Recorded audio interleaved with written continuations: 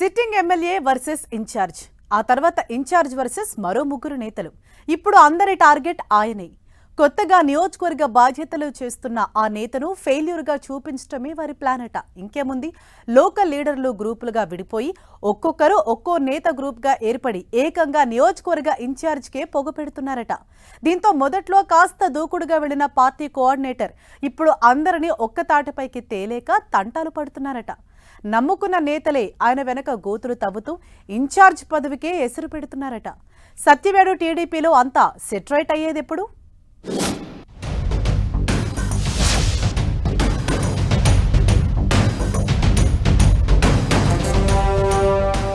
సత్యవేడు టీడీపీలో ట్విస్టులు. ఓవైపు MLA versus నియోజకవర్గ ఇన్ఛార్జ్ శంకర్ రెడ్డికి షాక్ ఇస్తున్న లోకల్ లీడర్లు. 6 గ్రూపులు 3 వర్గాలుగా విడిపోయిన క్యాడర్.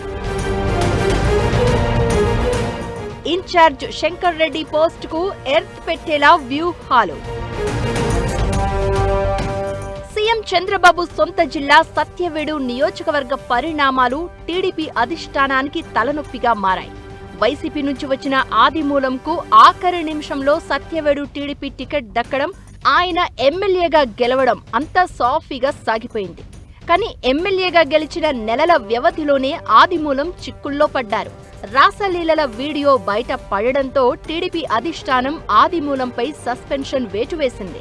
పార్టీ నుంచి సస్పెండ్ అయిన ఆదిమూలం కొంతకాలం టీడీపీకి దగ్గరయ్యేందుకు రకరకాల ప్రయత్నాలు చేశారు.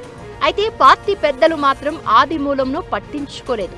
గంగా ప్రసాద్ అనే సీనియర్ నేతకు కొంతకాలం సత్యవేడు బాధ్యతలు అప్పగించిన పార్టీ అధిష్టానం తర్వాత ఏడాది క్రితం శంకర్ రెడ్డి అనే మరో నేతను సత్యవేడు ఇన్ఛార్జిగా నియమించింది. చాలా ఏళ్లుగా శంకర్ రెడ్డి పార్టీకి బ్యాక్ ఎండ్లో పనిచేశారు. మరోవైపు తనకు పార్టీలోకి రీఎంట్రీ లేదని నిర్ధారించుకున్న ఆదిమూలం ఇక ఎదురు దాడి మొదలుపెట్టారు. పార్టీ ఇన్ఛార్జ్ శంకర్ రెడ్డిపై మాటల యుద్ధానికి దిగారు. ఎస్సీ రిజర్వ్డ్ నియోజకవర్గమైన సత్యవేడులో శంకర్ రెడ్డికి ఏం పని అంటూ విమర్శలు ఎక్కుపెట్టారు. దళిత ఎమ్మెల్యే అయిన తనకు అధికారులు గౌరవం ఇవ్వడం లేదని, ప్రోటోకాల్ ఉల్లంఘన జరుగుతుందంటూ తరచుగా మండిపడుతున్నారు. దీంతో నియోజకవర్గంలో టీడీపీ 2 వర్గాలుగా విడిపోయింది.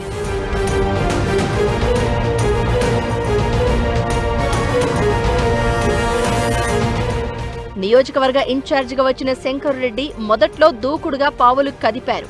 ఎమ్మెల్యే ఆదిమూలంకు అన్ని విధాలుగా చెక్ పెట్టి ఆయనను ఒంటరి చేసేందుకు ప్రయత్నించారు. మండలాల వారీగా కొత్త టీంను ఏర్పాటు చేసుకున్నారు. కొందరికి స్థానికంగా నామినేటెడ్ పదవులు ఇప్పించారు. సత్యవేడుపై శంకర్ రెడ్డి పట్టు సాధించారు అనుకునే అంతలోపే కథ అడ్డం తిరిగింది.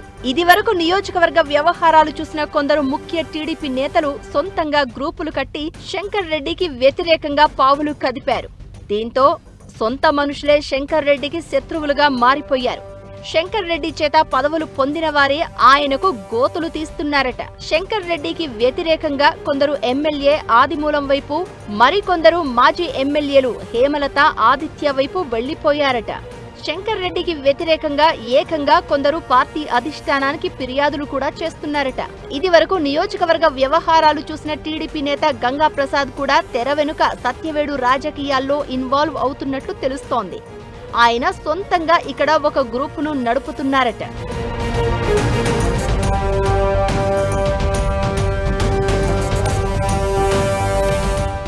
ఒకవైపు సిట్టింగ్ ఎమ్మెల్యే ఆదిమూలం వర్గం, మరోవైపు ఇదివరకు టికెట్ ఆశించిన హేమలత వర్గం, ఇంకోవైపు గంగా ప్రసాద్ గ్రూప్.